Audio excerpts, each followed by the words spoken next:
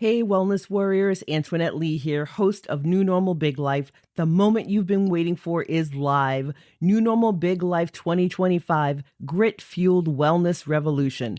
The official companion ebook to our biggest, boldest season yet is out now, and it's 100% free. This isn't some fluffy recap, it's a battle plan. Every game-changing guest quote, every pro tip and wellness warrior takeaway, plus brand new science and step-by-step action plans that turn what you heard on the podcast into real results in your body, mind, and life. 3 powerhouse chapters, 41 episodes distilled, 0 medical gatekeeping, all actionable grit. Claim your free copy right now in less than 20 seconds. Subscribe at nnbl.blog. When you grab the ebook, you also unlock weekly expert drops straight to your inbox in 2026. First access to new episodes, exclusive brand new behind-the-scenes warrior updates from me.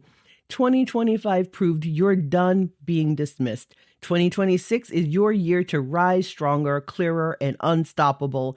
Download your free copy now at nnbl.blog. If you've already subscribed, your copy is on the way to your inbox. Let's make 2026 the year medicine catches up to you.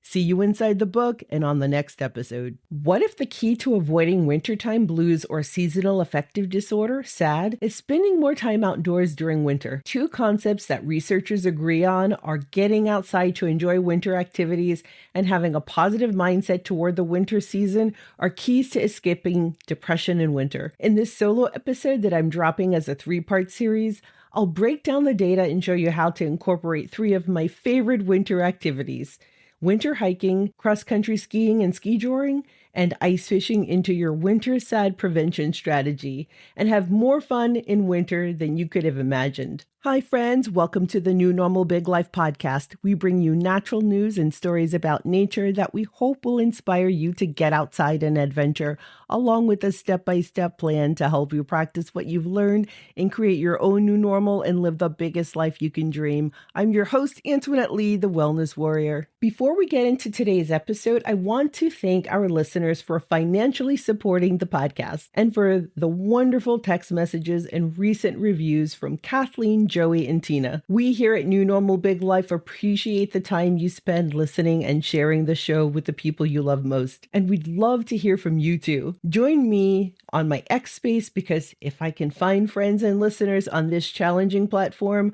I can make it happen anywhere. My friends and I would love to hear what's on your mind, so join us for my Coffee in the Cabin X space every Wednesday at 10 a.m. Central, 8 Pacific, 9 Mountain, and 11 Eastern Time.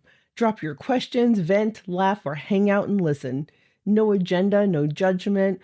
Feel free to agree to disagree, just real talk. I hope to see you there. Now back to our discussion on nature's secret to avoiding seasonal affective disorder. Anyone at any age can experience SAD, but it generally starts between ages 18 and 30. Common symptoms of seasonal affective disorder, or SAD, winter SAD if you're in Europe, include feeling sad or depressed, loss of interest in things you previously enjoyed, an increased or decreased appetite, fatigue, and inability to sit still, difficulty with concentration and decision-making, feeling worthless, and in extreme cases, thoughts of ending your life, according to the American Psychiatric Association. Here is what the researchers know about preventing SAD. 2 concepts are getting outside and adventure during winter and having a positive mindset towards the winter season. One of the lifestyle measures recommended by the NHS for England recommends outdoor recreation as one of the most effective ways to prevent and treat SAD. No matter the weather, I get outside and adventure daily. One of the easiest and low-cost ways is taking a daily winter walk, especially during daylight hours. But I often go for a moonlit nighttime hike to enjoy nature in a whole new light. The forest and its animals behave differently, and the sounds are different at night. My dog Phoebe loves it too. Walking at night with or without a headlamp, alone or with my dog or as a family, has helped me to be very comfortable in the dark. Try nighttime winter hikes with a kiddo who worries about the dark at bedtime. We took kids at adventure camp on nighttime walks and activities. When they return home, parents rave that their child was no longer afraid of the dark. Learning a winter sport that you can enjoy alone, with your dog, with family, or as a club experience allows you to enjoy winter as much as the warmer months. It also helps you to build resilience against the cold. In addition, according to the Compendium of Physical Activities, a 150-pound cross-country skier will burn about 1,000 calories by moving at 8 miles per hour or faster. It takes surprising little effort to get up to this speed on skis. Here's what the experts know about the benefits of outdoor recreation. In his book, Digital Madness, Nicholas Kardaras, PhD, said, quote, "We're just not meant to be sedentary screen staring and meaning-devoid creatures. Psychologists have known for decades that the most beneficial non-pharmaceutical antidepressant is physical activity," end quote. Kardaras and other mental health researchers advises getting outside for physical activity with other people, which is an essential tool in your mental health toolbox, especially during winter. So here's a brief history of skijoring before I teach you how to get started in the sport. Stay until the end, even if you don't plan to take up cross-country skiing or skijoring. This topic will make you the smartest person in the room when someone brings up the subject of having the winter blues. Around 1,200 years ago, domesticated dogs began pulling gear and people for hunters, trappers, and Arctic explorers across frozen ground and bodies of frozen water in Greenland, Alaska, in the United States, Canada, and Siberia, a vast region of Russia and northern Kazakhstan. The practice known as dog mushing usually includes 3 to 20 dogs pulling a sled driven by a driver. Today, in nearly every country where snow can be found, people combine the principles of cross-country skiing and dog mushing in a hybrid sport called skijoring, especially along the Arctic coast and Scandinavia, the birthplace of skiing. Some adventurous people also skijor with a horse instead of a dog. Before I teach you how to get started skijoring, I want to introduce you to the adventure sports lifestyle with what I call a microstory about an adventure that I've had. The adventure sports lifestyle and my deep connection to nature is essential to my good health, so here's the story. It was a Friday night, one day after a full moon. The forest was dark with one patch of moonlight shining through the canopy in what I call my enchanted forest. The light through the trees seemed to call out to my dog Phoebe. I had no headlamp, but Phoebe wouldn't wait. She looked at me in her let's go stance. Then, noting the look of agreement on my face, we set off on an adventure. We ran through 2 feet of snow that was still falling like a cold, wet blanket, only slowing after we entered the forest path. Phoebe proceeded with caution not to startle a creature of the forest.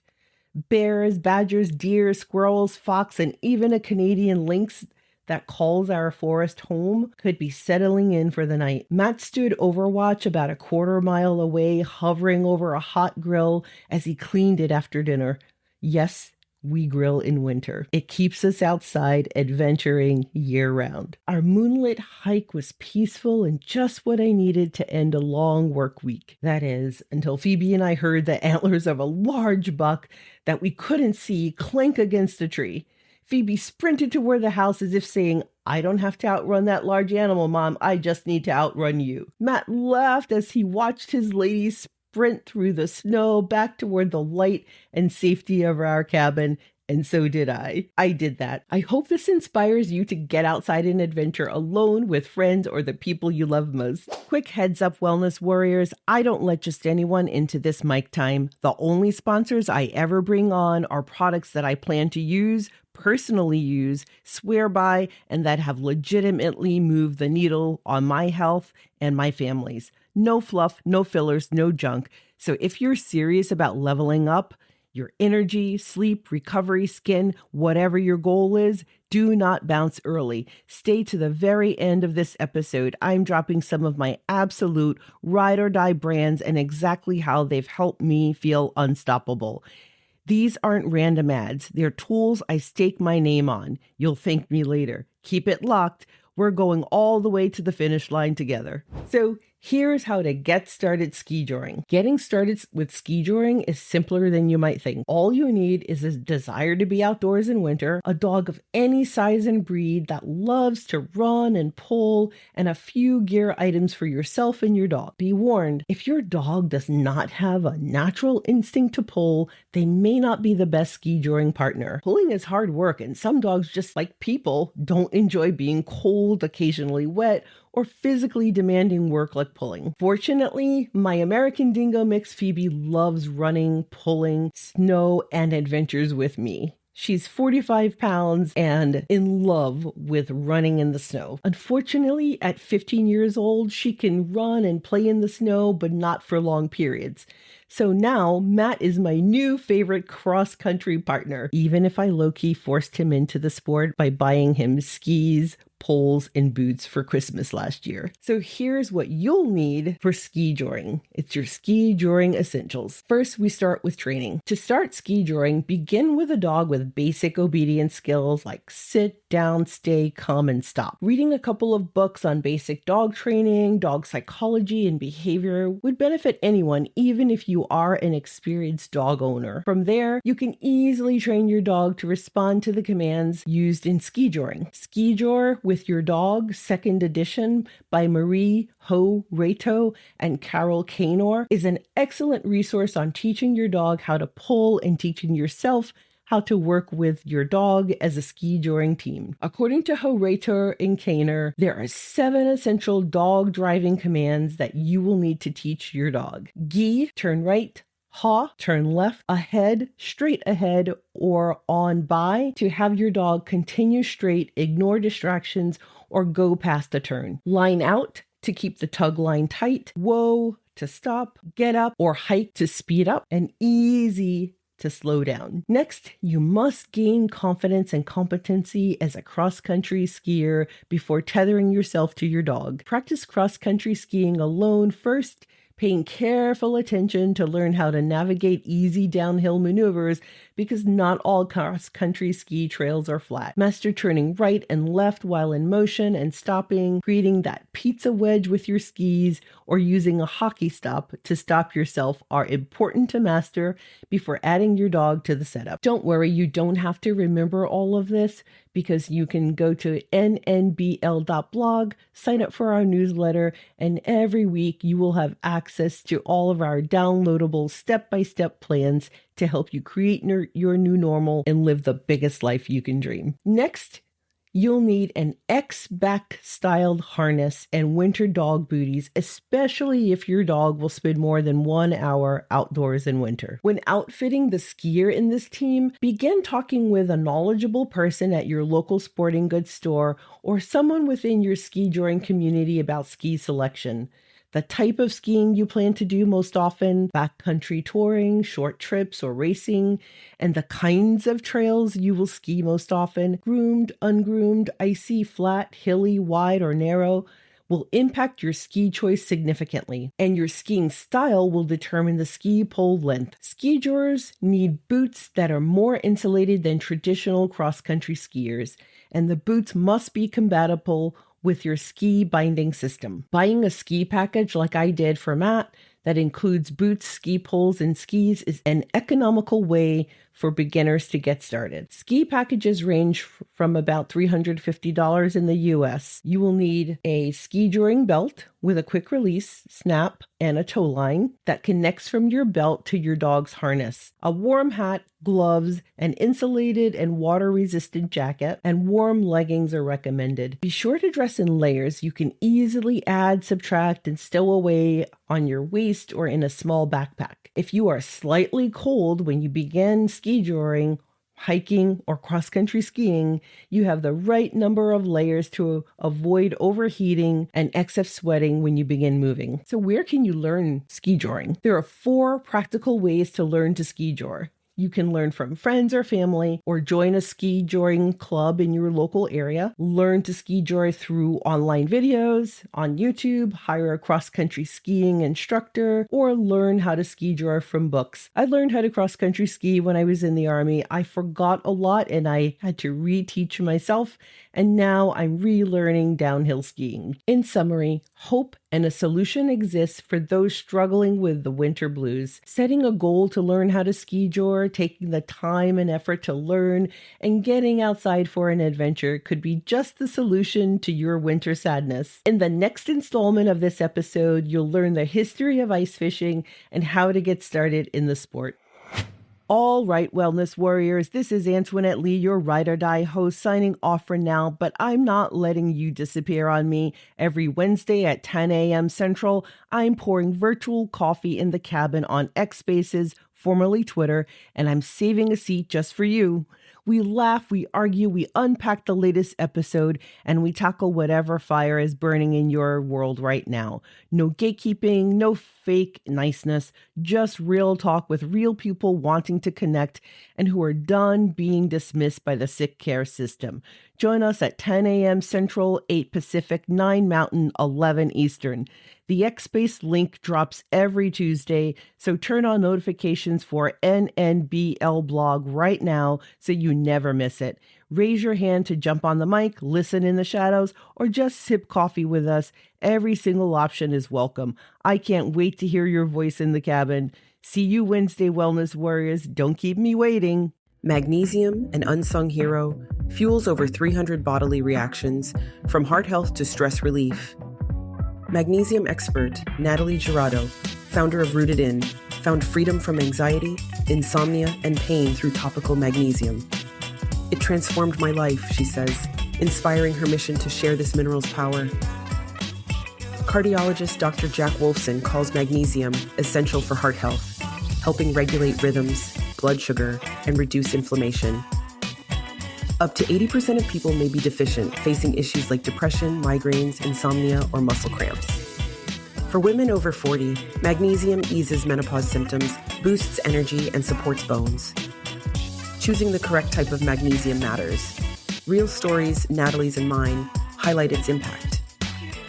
After interviewing magnesium expert Natalie Girardo, I became a customer. I was already a magnesium fan, having been told by 2 cardiologists to take magnesium for a minor heart arrhythmia. Natalie explains it best in the Magnesium, the Mineral Transforming Lives episode of New Normal Big Life, number 4 in Alternative Health on Apple Podcast. Listen wherever you get your podcasts. Fast forward after the interview, I bought the Rooted In bundle for sleep, tranquility, and pain relief. As a spine injury survivor with several other health challenges, I'm in constant pain. However, I don't take any pain medication. Rooted In is now one more source that nature provided to give our bodies what it needs when it needs it. You can find magnesium in natural bodies of water like lakes and rivers and in soil. But modern farming practices have stripped magnesium out of the soil and our food. That's why today, Rooted In's rest, relief, and tranquility are part of our afternoon and nightly sleep routine. My guy who did 2 tours kicking indoors in Iraq with the Marines now has no trouble falling asleep. I no longer have to take melatonin before bedtime to fall asleep. So after I became a customer and saw how well these products worked, I applied to become an affiliate. I've been sharing the secrets of Rooted In with friends and family from age 38 to 68, and everyone has gotten amazing results within minutes of applying the cream. Do something naturally good for yourself. Get Rooted In. Click my affiliate link in the episode description to shop now. When you're planning an adventure camping, rafting, RVing, or mountaineering, you'll need quality food with sufficient vitamins, minerals, and nutrients to fuel your adventure. My partner, Ready Hour, is here to help you ahead of time. Ready Hour has a long history of providing calorie-rich, reliable, and delicious nourishment for life's unexpected situations and adventures. They're part of a family of companies that have served millions of people like you for decades. My family and I use Ready Hour products for camping, mountaineering, and disaster preparedness for 5 years now. They're not just reliable, they're also your affordable option too. Long-term storable food shouldn't break the bank. That's why they have great sales and payment options for you. It's your bridge to safety and survival when you're on an adventure, So make your next decision your smartest decision.